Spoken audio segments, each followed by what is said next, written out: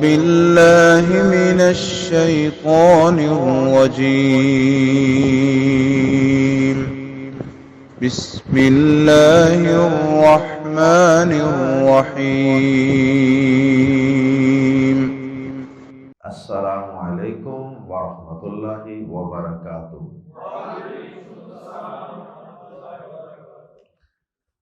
سورۃ یونس آیت number 3 to 6۔ ان الحمد للہ والصلاۃ والسلام علی رسول اللہ اما بعد۔ اعوذ باللہ السمیع العلیم من الشیطان الرجیم من ہمزہ ونفخہ ونفثہ۔ ان ربکم اللہ الذی خلق السماوات والارض فی ستۃ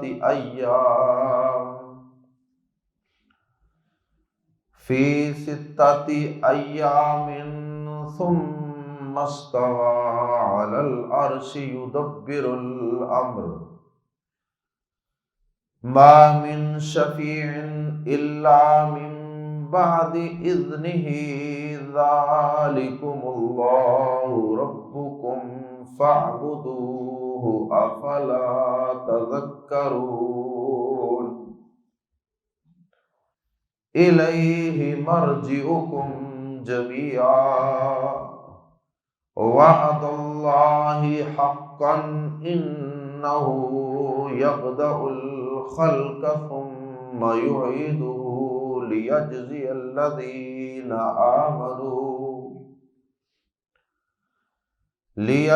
الذین آمنوا وعملوا الصالحات بالقسط والذین کفروا لهم شراب من حمیم والذین کفروا لهم شراب من حمیم وعذاب علیم بما كانوا يكفرون۔ هو الذي جعل الشمس ضياء والقمر نورا وقدره منازل لتعلموا عدد السنين والحساب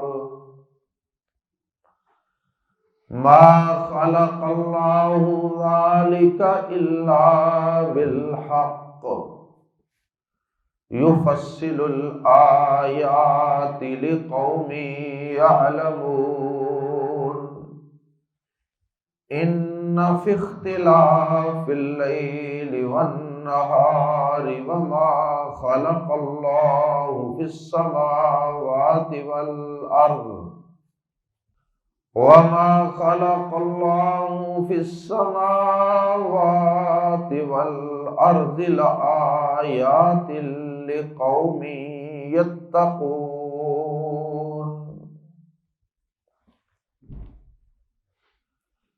نبی پاک صلی اللہ علیہ وسلم کی نبوت و رسالت کے دلائل کا تذکرہ کرنے کے بعد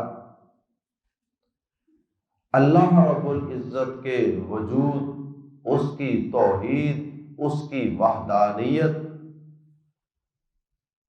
اور قیامت کے قائم ہونے کے دلائل کا تذکرہ کیا جا رہا ہے۔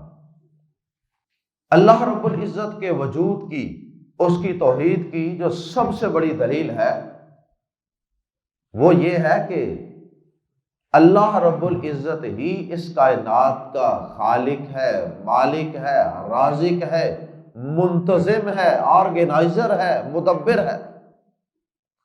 ساری کائنات کا ذرہ ذرہ اسی نے پیدا کیا ہے، اور اس ساری کائنات کا پیدا کرنے کے بعد انتظام و انصرام بھی تو کسی نے چلانا تھا۔ وہ انتظام و انصرام چلانے والی ذات بھی اللہ کی ذات ہے۔ یہ سب سے بڑی دلیل ہے۔ اللہ کے وجود کی۔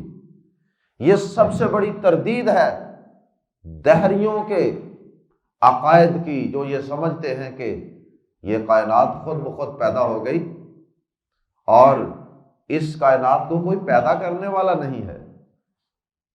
اللہ رب العزت نے آیات زیر تفسیر میں اپنی قدرت کاملہ کے کئی دلائل بیان کیے، اپنے وجود کے کئی دلائل بیان کیے، اور پھر ان لوگوں کے عقائد کی تردید بھی فرما دی جو یہ سمجھتے ہیں کہ فلاں ہستی، فلاں بت، فلاں بزرگ وہ اس کائنات کے انتظام و انصرام کو چلانے والے ہیں۔ اللہ پاک نے دلیل یہ بیان فرمائی کہ جو اس کائنات کو پیدا کرنے والا ہے، جو خالق و مالک رازق ہے، وہی اس کائنات کا انتظام بھی چلا رہا ہے، تو پھر عبادت کے لائق بھی وہی اللہ ہے۔ جو اس کائنات کا خالق ہے، مالک ہے، رازق ہے، مدبر ہے، منتظم ہے، وہی عبادت کے بھی لائق ہے، اور اس کائنات کے اوپر اختیار بھی پورے کا پورا اسی کا ہے۔ اور اللہ پاک نے یہاں پہ زمین و آسمان کے پیدا کرنے کا اور 6 دنوں میں پیدا کرنے کا تذکرہ فرمایا۔ آئیے قرآن مجید کے الفاظ میں پڑھتے ہیں، اِنَّ رَبَّكُمْ، بے شک تمہارا رب، اللہ اللہ ہی ہے، الذی جس نے خالق پیدا کیا السماوات آسمانوں کو، والارض اور زمین کو، بے شک تمہارا رب اللہ ہی ہے جس نے آسمانوں زمین کو پیدا کیا، فی 6 ایام، 6 دنوں میں۔ مشرکین بھی اس بات کو مانتے تھے کہ کائنات کا رب ایک اللہ ہی ہے۔ رب کا معنی پیدا کرنے کے بعد اس کا انتظام و انصرام چلانے والا، پروردگار، تمام مخلوقات کی حاجات و ضروریات کو پورا کرنے والا۔ مشرکین بھی اس بات کو تسلیم کرتے تھے کہ ہاں، اس کائنات کا، زمین و آسمان کا پیدا کرنے والا اللہ ہی ہے۔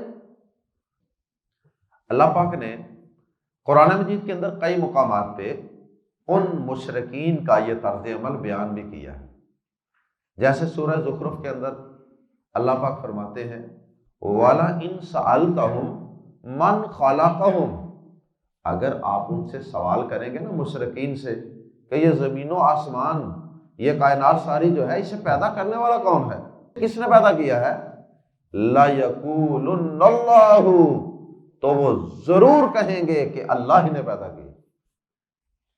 اللہ پاک اس کائنات کا رب ہے، یعنی توحید ربوبیت کو تو مشرکین بھی تسلیم کرتے تھے۔ توحید کی پہلی قسم ہے توحید ربوبیت، کہ اس کائنات کا پیدا کرنے والا، خالق، مالک اور انتظام چلانے والا اللہ ہے، اسے توحید ربوبیت کہتے ہیں۔ اس سے اگلی توحید کی دوسری قسم ہے توحید الوہیت۔ الوہیت الہ سے نکلا ہے، اس میں مشرکین اختلاف کرتے تھے انبیاء کرام سے۔ اور توحید الوہیت کیا ہے؟ اس کائنات میں سچا معبود، عبادت کے لائق، مشکل کشائی کرنے والا، حاجت روائی کرنے والا، اولاد دینے والا، بگڑی بنانے والا، شفا دینے والا، ہر قسم کی عبادت کے لائق صرف ایک اللہ ہے۔ اسے کہتے ہیں توحید الوہیت۔ اس میں وہ ڈنڈی مار جاتے تھے، یہ تو مانتے تھے کہ کائنات کا رب، خالق، مالک، رازق، منتظم اللہ ہی ہے، لیکن جب پکارنے کی باری آتی، جب سجدے، رکوع، نظر نیاز کی باری آتی، تو اس وقت پھر وہ اللہ کو چھوڑ کے اور ہستیوں کو بھی پکارنا شروع کر دیتے، یا اللہ کے ساتھ ساتھ اور ہستیوں کو بھی پکارنے لگ جاتے۔ اسی وجہ سے جو کلمہ طیبہ ہے، لا الہ الا اللہ، اس کے اندر اللہ پاک نے صرف توحید الوہیت کا ذکر کیا، کیونکہ توحید ربوبیت میں عام طور پہ لوگوں کو اختلاف نہیں ہوتا، سب مانتے ہیں کہ اللہ ہی خالق مالک ہے۔ لا الہ، یہ نہیں کہا لا رب الا اللہ، کہ کوئی رب نہیں مگر اللہ، بلکہ یہ کہا لا الہ الا اللہ، کوئی معبود نہیں، کوئی عبادت کے لائق نہیں سوائے اللہ کے۔ تو اللہ پاک نے یہاں بھی اپنی توحید ربوبیت سے آغاز کر کے توحید ربوبیت کو بنیاد بنا کے توحید الوہیت سمجھائی ہے، کہ جو خالق و مالک ہوتا ہے، جو رب ہوتا ہے، منتظم ہوتا ہے، عبادت کے لائق بھی، پکارنے کے لائق بھی وہی ہوتا ہے، ڈرا بھی اسی سے جاتا ہے، نظر نیاز بھی اسی کے نام کی دی جاتی ہے۔ ان ربکم اللہ، بے شک تمہارا رب اللہ ہی ہے، الذی، جس نے خلق السماوات، پیدا کیا آسمانوں کو، والارض، اور زمین کو، فی ستۃ ایام، 6 دنوں میں، یوم کی جمع ایام۔ اور یہ ایام کون سے ہیں؟ بعض نے تو کہا کہ ایک تو انسانوں کے دن ہے نا، 24 گھنٹے کا جو ہمارا دن ہوتا ہے، اور ایک دن اللہ پاک کے بھی ہیں۔ اور اللہ پاک نے قرآن مجید کے اندر اس بات کی وضاحت بھی فرمائی ہے کئی مقامات پہ، کہ اللہ پاک کا ایک دن تمہارے 1000 سال کے برابر ہے۔ اب اللہ پاک نے زمین و آسمان کو پیدا کیا کتنے دنوں میں؟ 6 دنوں میں۔ اب یہ 6 دن یا تو اللہ پاک کی اپنی گنتی کے 6 دن ہیں، یا پھر جو عام ہمارے عرف میں 6 دن ہے یہ مراد ہیں، واللہ اعلم۔ بہرحال اللہ پاک نے 6 دنوں میں پیدا کیا، اور وہ رب اگر چاہتا تو صرف لفظ کن کہہ کے بھی پوری کائنات کو پیدا کر سکتا، لیکن اس کے نظام کائنات کو پیدا کرنے کے اندر بھی تدریج کی حکمت ہے۔ تدریج کہتے ہیں سلولی، سٹیپ بائی سٹیپ، آہستہ آہستہ، سکون کے ساتھ، اطمینان کے ساتھ۔ تو اللہ پاک کو اس کائنات کو پیدا کرنے کی کوئی جلدی نہیں تھی کہ ضرور اللہ پاک ایک لمحے میں ہی کائنات کو پیدا کر دیتا، لیکن اگر وہ یوں پیدا کرنا چاہتا تو اس کے لیے کوئی مشکل نہیں۔ اللہ اکبر۔ تو یہاں سے اہل علم نے اس بات کا بھی استنباط کیا ہے کہ ہمیں بھی اپنے کام کے اندر تدریج کے اور اطمینان اور سکون کی حکمت کو اختیار کرنا چاہیے۔ فی ستۃ ایام، 6 دنوں میں پیدا کیا، ثم، پھر، استوا، وہ بلند ہوا۔ اس کے کئی ترجمے کیے جاتے ہیں استوا کے، وہ متوجہ ہوا، وہ براجمان ہوا، اسٹیبلش ہوا، علی العرش، عرش پر، ثم استوى علی العرش، پھر وہ عرش پر بلند ہوا۔ اللہ پاک عرش پر جیسے اس کی شان کے لائق ہے ویسے اللہ پاک اپنے عرش پر موجود ہے، اور پھر اس کے بعد کائنات کا انتظام و انصرام اللہ پاک عرش سے ہی چلا رہے۔ اللہ پاک کا عرش پہ ہونا یہ اللہ پاک کا ایک وصف ہے، اور یہ ایک ایسی حقیقت ہے کہ جس کا اللہ پاک نے قرآن مجید کے اندر تقریباً 2 درجن مقامات پہ تذکرہ کیا۔ 2 درجن مقامات ایسے ہیں قرآن مجید میں کہ جہاں پہ اللہ پاک نے اپنے عرش کا تذکرہ کیا ہے، اور بہت سی آیات کے اندر اپنے عرش پر ہونے کا بھی تذکرہ کیا۔ لیکن افسوس، اتنی بڑی حقیقت جو قرآن مجید میں بار بار بیان ہوئی، مسلمان ہی اس حقیقت سے ناآشنا ہے۔ جس کو پوچھو اللہ کہاں ہے، اللہ ہر ایک جگہ پہ ہے، اللہ ہر دل میں ہے، کوئی یہ کہنے کو تیار ہی نہیں کہ اللہ عرش پہ ہے۔ بھئی اگر یہ کہنا ہے کہ اللہ ہر جگہ ہے تو یوں کہیں کہ اللہ کا علم ہر جگہ ہے، اللہ اپنے علم کے، اپنی قدرتوں طاقتوں کے اعتبار سے تو ہر جگہ ہے۔ لیکن یہ کہنا کہ اللہ کہاں ہے، اللہ ہر چیز میں ہی ہے، اللہ کہاں ہے، اللہ دل میں ہے، یہ درست نہیں ہے۔ کیونکہ اللہ پاک نے بار بار قرآن مجید میں بتایا کہ اللہ کہاں ہے، عرش پہ ہے۔ وہ عرش پہ کیسے ہے، اس کا عرش کیسا ہے، جیسے اس کی شان کے لائق ہے۔ اس کی تفصیل میں جانے کی ہمیں ضرورت نہیں ہے۔ اللہ اکبر۔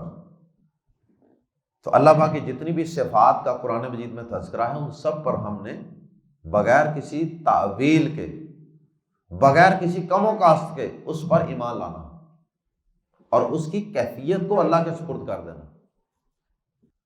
اللہ اکبر۔ صحیح بخاری میں حدیث آتی ہے، نبی صلی اللہ علیہ وسلم نے فرمایا کہ جب رات کا 1/3 حصہ رہ جاتا ہے تو تمہارا رب آسمان دنیا پر نزول فرماتا ہے۔ تو نزول نیچے سے اوپر کو ہوتا ہے یا اوپر سے نیچے؟ نزول کا لفظ اوپر سے نیچے آنے کے لیے استعمال ہوتا ہے۔ تو اللہ پاک اگر آسمان پہ نزول فرماتا ہے تو اس کا مطلب ہے کہ آسمانوں کے اوپر سے اللہ پاک اس آسمان دنیا پر نزول فرماتا ہے۔ تو اللہ پاک عرش پہ ہوتا ہے، تو اللہ پاک وہاں سے نزول فرماتے ہیں جیسے اس کی شان کے لائق ہے۔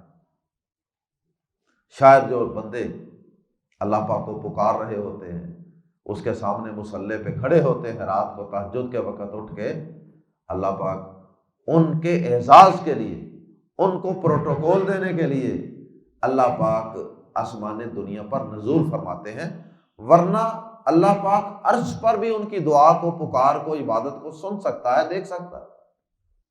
بے شک تمہارا رب اللہ ہی ہے جس نے آسمانوں اور زمین کو 6 دنوں میں پیدا کیا، ثم استوى علی العرش، پھر وہ عرش پر بلند ہوا، یدبر الامر، وہ تدبیر کرتا ہے ہر کام کی، یدبر، وہ تدبیر کرتا ہے، انتظام و انصرام کر رہا ہے، الامر، ہر کام کی۔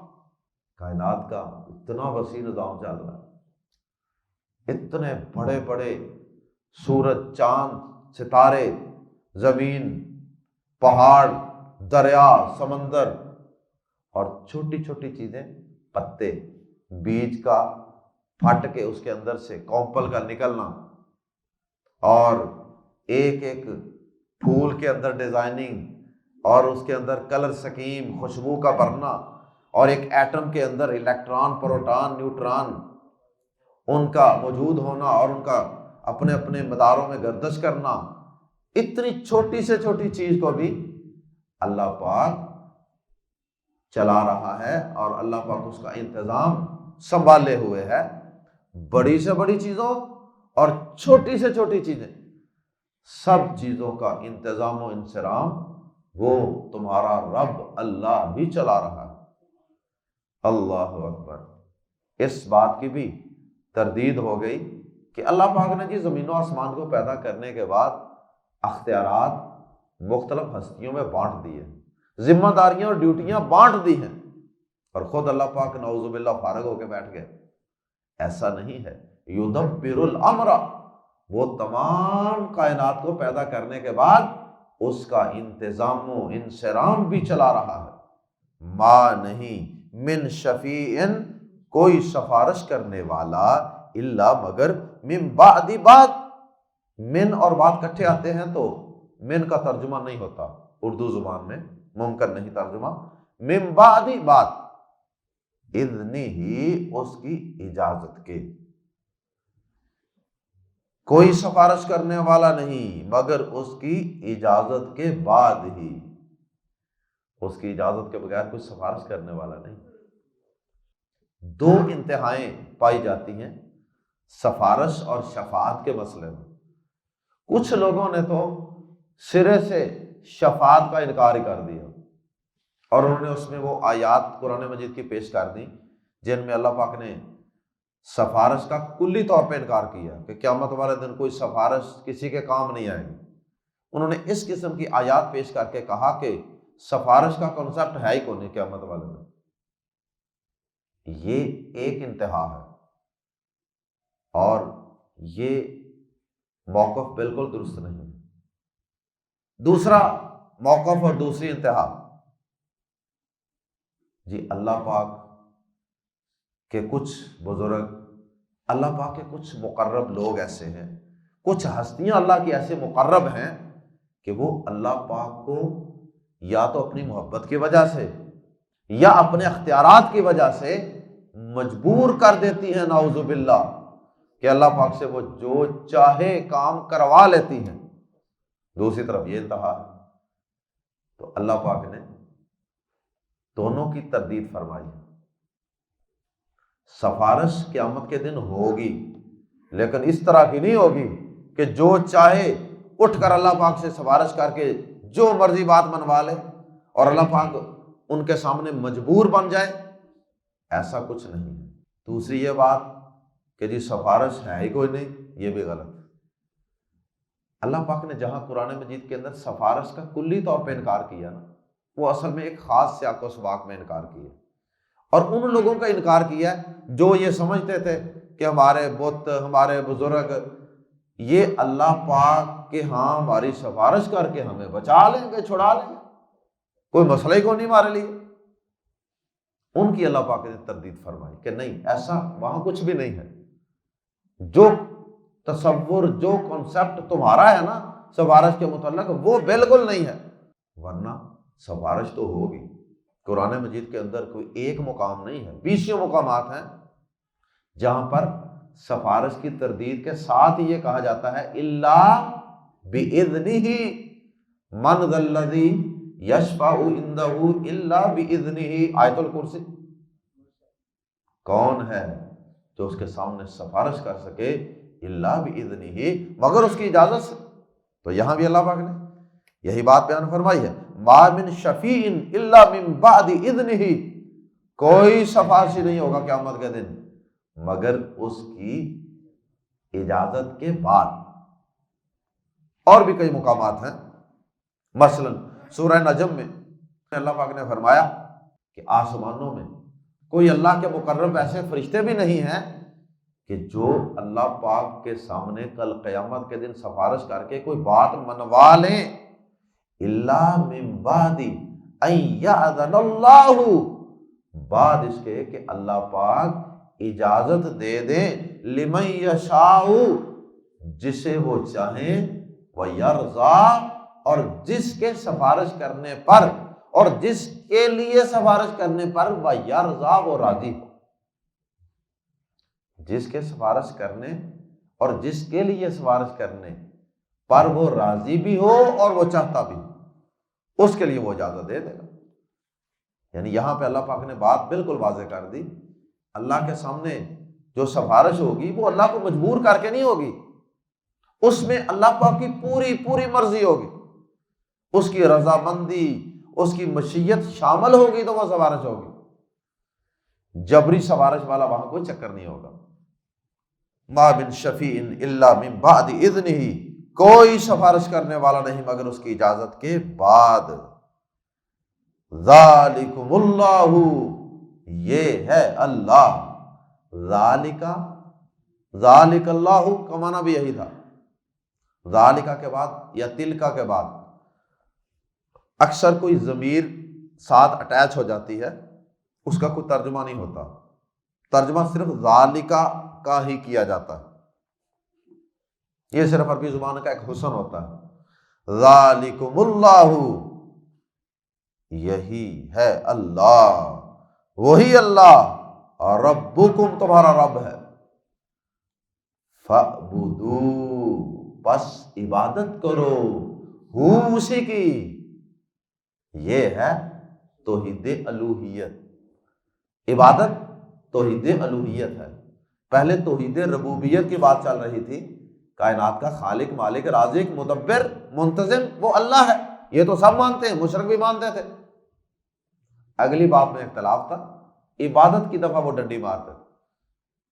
اللہ پاک نے فرمایا ذالکم اللہ ربکم، یہ ہے تمہارا رب، فَاعْبُدُوهُ، بس اسی کی عبادت کرو۔ افلا تذکرون، آفا تو کیا، لا نہیں، تذکرون تم نصیحت حاصل کرتے، ان آیات سے، ان دلائل سے کیا تم کوئی نصیحت حاصل نہیں کرتے، اپنے عقائد کی اصلاح نہیں کرتے؟ الیہ، اسی کی طرف، الیہ کا مقام شروع میں نہیں ہوتا، جملے جار مجرور اس کو کہتے ہیں، اس کا مقام شروع میں نہیں ہوتا، آگے جا کے آنا تھا، مرجعکم الیہ، لیکن الیہ شروع میں لانے سے اس میں حصر ہی کا معنی پیدا ہو گیا، ترجمہ کریں گے الیہ، اسی کی طرف، مرجع لوٹنا ہے کون تمہارا، جمیعا سب کا، تم سب نے اسی کے پاس لوٹ کے جانا ہے۔ اگر آج قرآن مجید کی صورتیں، آیات پڑھ کے اور کائنات کے اندر پھیلی ہوئی اس کی قدرت کی نشانیوں کو دیکھ کر عقائد کو مضبوط نہیں کرو گے، ایمان اور یقین کو درست نہیں کرو گے، تو کل قیامت کے دن اسی کے پاس لوٹ کے جانا ہے۔ پھر اس بات کو ذہن میں رکھ لو، پھر وہاں حساب و کتاب ہوگا، عقیدے کا بھی اور اعمال کا بھی۔ الیہ مرجعکم جمیعا، اسی کی طرف تم سب کا لوٹ کے جانا ہے۔ وعد اللہ، اللہ کا وعدہ ہے، خیال کرو کسی عام شخص کا وعدہ نہیں ہے، کسی بادشاہ، کسی صدر وزیر اعظم کا وعدہ نہیں ہے جو پھر جائے۔ وعد اللہ، اللہ کا وعدہ ہے، حقا سچا، حق کا سچا وعدہ ہے۔ کیا وعدہ ہے؟ کہ تم نے میرے پاس لوٹ کے آنا ہے، اور تمہیں اپنی زندگی کا حساب و کتاب دینا ہے، مرنے کے بعد کی زندگی کا وعدہ سچا وعدہ ہے۔ انہو، بے شک وہ، یبدأ، ابتدا کرے گا، الخلق، تخلیق کی مراد ہے پیدا کرے گا، انہو یبدأ، بے شک وہی شروع کرتا ہے، الخلق، مخلوق کو، پیدائش کو، بے شک وہی پیدائش شروع کرتا ہے۔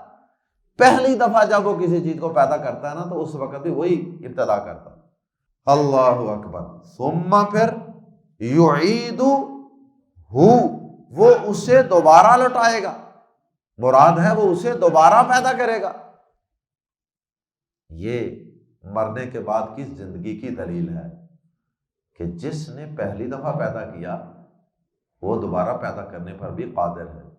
اگر تمہیں کبھی یوں لگے کہ مرنے کے بعد جب ہم مٹی میں مل جائیں گے تو پھر کیسے دوبارہ زندہ کیے جائیں، یہ ممکن نہیں لگتا، تو پھر اس بات پہ غور کر لیا کرو کہ جس رب نے مجھے ایک چھوٹی سی بوند سے، ایک چھوٹے سے جرثومے سے پیدا کر دیا ہے، تو وہ رب کیا مرنے کے بعد مجھے دوبارہ زندہ کرنے پر قادر نہیں ہے؟ یہ دوبارہ زندگی کیوں ہوگی؟ لی، تاکہ، یجزیہ، وہ بدلہ دے، جزا دے، الذین آمنوا، ان لوگوں کو جو ایمان لائے، وعملوا الصالحات، اور انہوں نے اعمال کیے صالح، اچھے اچھے اعمال کیے، سنت کے مطابق اعمال کیے۔ عمل صالح کا مطلب یہ بھی ہے نا کہ عبادت کرنی ہے تو نبی کے بتائے ہوئے طریقے کے مطابق کرنی ہے، پھر عمل صالح بنے گا، اور اللہ کے لیے عمل کرنا ہے، پھر عمل صالح بنے گا۔ اگر نمود و نمائش کے لیے کیا، کسی اور مقصد مفاد کے لیے کیا، تو پھر وہ عمل صالح نہیں ہوگا، تاکہ وہ بدلہ دے ان لوگوں کو جو ایمان لائے اور انہوں نے اعمال کیے صالح، بالقسط، انصاف کے ساتھ، تاکہ وہ بدلہ دے انصاف کے ساتھ، وہ انصاف کرے گا پورا پورا، جس نے جو عمل کیا ہوگا اس کا اجر، بدلہ مل کر رہے گا۔ اچھا بدلہ تو ایمان والوں کے لیے ہے نا، اعمال صالحہ کرنے والوں کے لیے ہے نا۔ سردیوں میں نرم گرم بستر کو چھوڑ کر نماز فجر کے لیے مسجد میں جانے والوں کے لیے ہے نا۔ دھند کے موسم میں قرآن کلاس پڑھنے کے لیے آنے والوں کے لیے ہے نا۔ یہ اعمال صالحہ کرنے والے ہیں، ان کے لیے اللہ پاک کے ہاں اجر ہوگا، جزا ہوگی، بدلہ ہوگا۔ والذین کفروا، اور جن لوگوں نے کفر کیا، انکار کر دیا، نہ پیدا کرنے والے کو مانا اور نہ اس کے احکامات کو مانا نہ نماز پڑھی نہ اس کے دیگر احکامات کو کوئی اہمیت دی، لہم شراب من حمیم، ان کے لیے پانی ہے، شراب پینا ہے، پانی ہے، من حمیم کھولتا ہوا گرم پانی، ان کے لیے نہایت گرم پانی سے پینا ہے، اور جو اتنا گرم پانی ہوگا کہ ابھی وہ اپنے چہرے کے قریب ہی کریں گے تو سارا کچھ میلٹ ہو جائے گا، پگھل جائے گا، اور اگر وہ اندر لے کے جائیں گے تو انتڑیاں ساری پگھل جائیں گے۔ وہ دنیا کا بوائلنگ واٹر نہیں ہوگا 100 ڈگری سینٹی گریڈ والا، وہ آخرت کی آگ جو دنیا کی آگ سے 69 گنا زیادہ، 69 ٹائمز زیادہ گرم ہے، اس آگ کے ساتھ کھول رہا ہوگا، اس آگ کے ساتھ گرم کیا ہوا پانی ہوگا۔ لہم شراب من حمیم، ان کے لیے پینا نہایت گرم پانی سے ہوگا، وعذاب علیم، اور عذاب دردناک، علیم علم درد پین، اور عذاب دردناک ہے، بازر بھی اس وجہ سے ما جو کانو تھے وہ یکفرون، انکار کیا کرتے، کفر کیا کرتے۔ سورج چاند ستارے، ہوائیں پھول بادل، انسان چرند پرند، ہر چیز کو وہ دیکھتے تھے، یہ ساری آیات تھی نا، یہ ساری نشانیاں تھیں، لیکن وہ ان نشانیوں کو دیکھ کر گزر جاتے تھے، نظر انداز کرتے تھے، کوئی اہمیت نہیں دیتے تھے، اور پھر اللہ کے پیغمبروں کی باتوں پہ، اللہ کی کتابوں کی باتوں پہ وہ کان نہیں دھرتے تھے۔ اللہ اکبر، اس کفر کی وجہ سے ان کے لیے یہ سزا ہوگی۔ اور پھر آخری 2 آیات میں اللہ پاک نے دوبارہ اپنی قدرت کاملہ کے کچھ دلائل کا تذکرہ کر دیا۔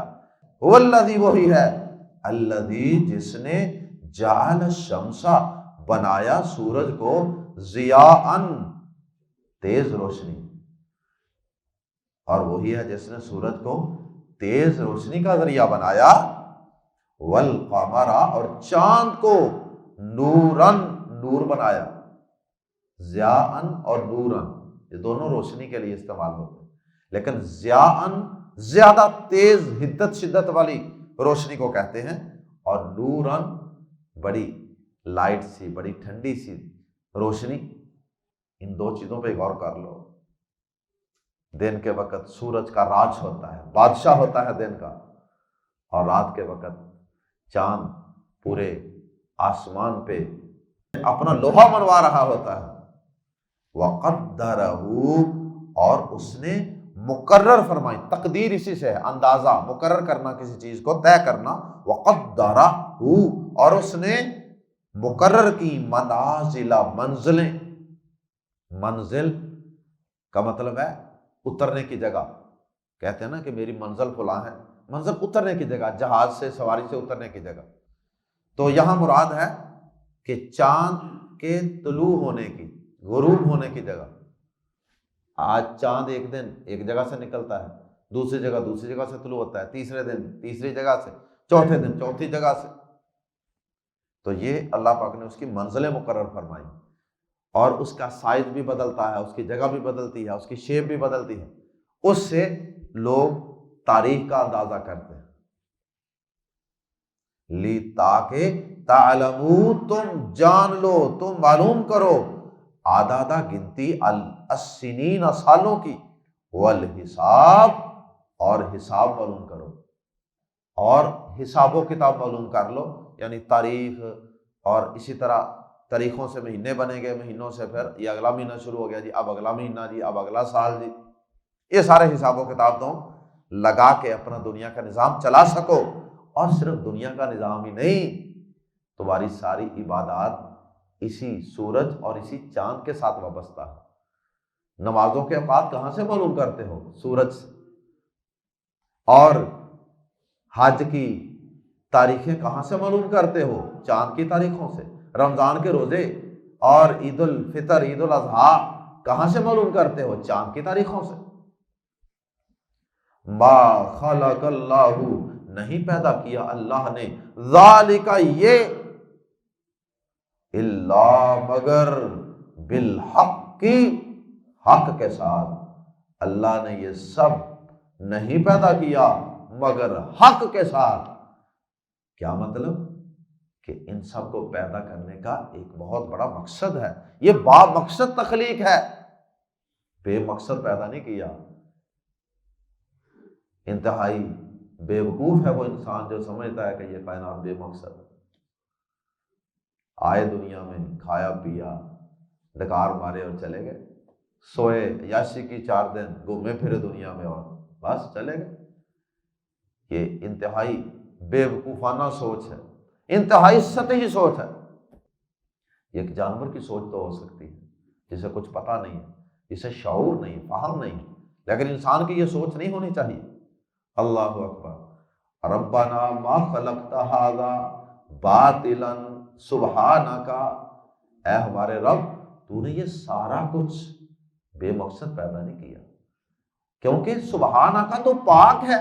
یہ تو بڑا احمقوں بے وقوفوں کا کام ہوتا ہے کہ بغیر مقصد کے کوئی کام کر دیں. تو ہر عیب سے پاک ہے. تو بھلا بغیر مقصد کے، بغیر کسی حکمت کے اتنی بڑی کائنات کیسے پیدا کر سکتا تھا؟ یہ ساری کائنات کا مقصد کیا ہے؟ انسان کے لیے اللہ پاک نے یہ ساری کائنات پیدا کی، اور انسان کی آزمائش اور اس کے امتحان کے لیے پیدا فرمائی. اس کے بعد یہ کائنات ساری ختم ہو جائے گی اور پھر میدان محشر سج جائے گا. یفصل الآیات، وہ کھول کھول کر بیان کرتا ہے آیات کو، نشانیوں کو، لی کے لیے، قوم لوگوں کے، یعلمون جو جانتے ہیں. اللہ پاک ان لوگوں کے لیے بیان کرتا ہے جو جانتے ہیں، جو ان چیزوں کے متعلق غور و فکر کرتے ہیں، جانتے ہیں، علم رکھتے ہیں. ان فی اختلاف اللیل، بے شک اختلاف میں، بدلنے میں، اللیل والنہار، رات اور دن کے. ان فی اختلاف اللیل والنہار، بے شک رات اور دن کے اختلاف میں، یعنی تبدیلی میں، کبھی رات کبھی دن، کبھی اندھیرا کبھی روشنی. وما خلق اللہ، اور ان چیزوں میں جو پیدا کی اللہ نے، فی السماوات والارض، آسمانوں میں اور زمین میں. 2 چیزیں بطور مثال بیان کر دی نا، دن اور رات. فرمایا اس کے علاوہ بھی جو کچھ اس کائنات کے اندر ہے، ساری چیزیں جو اس نے پیدا کی. گندم کی فصل اگتی ہے، رنگ بدلتے ہیں، لہلہاتی ہے، رنگ بدلتے ہیں، اور اس کے اندر دانے پیدا ہوتے ہیں، پھر کٹائی ہوتی ہے، چھڑائی ہوتی ہے، پسائی ہوتی ہے، اور پھر اس کو کھا لیا جاتا ہے، پھر وہ کیا بنتی ہے، اور پھر اگلی فصل آ جاتی ہے. اور یہ سارا نظام چل رہا ہے. جو کچھ بھی زمین و آسمان کے اندر ہے، لآیات، یقیناً بہت سی نشانیاں ہیں، لقوم، ان لوگوں کے لیے، یتقون، جو ڈرتے ہیں. ڈرتے ہیں. رب کے سامنے پیش ہونا ہے تو کیا جواب دیں گے اگر غور و فکر نہ کیا، رب کو نہ پہچانا، اس کی توحید کو، اس کے وجود کو نہ پہچانا، نہ جانا، اور مرنے کے بعد کی زندگی پر یقین نہ کیا تو مارے جائیں گے، پکڑے جائیں گے. تو جو ڈرنے والے ہوتے ہیں نا، جن کے دل میں کچھ ڈر ہوتا ہے، ان کو یہاں سے بہت کچھ ملتا ہے، قرآن سے بھی بہت کچھ ملتا ہے، اور آفاق میں پھیلی ہوئی نشانیوں سے بھی انہیں بہت کچھ ملتا ہے. اللہ ہم سب کو ان نشانیوں پہ غور و فکر کر کے اپنے ایمان کو، اپنے یقین کو مضبوط کرنے کی توفیق عطا فرمائے، اور اپنی توحید کو، اپنے عقیدے کو پیوریفائی کرنے کی اور شرک سے اپنے عقائد کو پاک کرنے کی توفیق عطا فرمائے. سبحانک اللہم و بحمدک، اشہد ان لا الہ الا انت، استغفرک و اتوب الیک.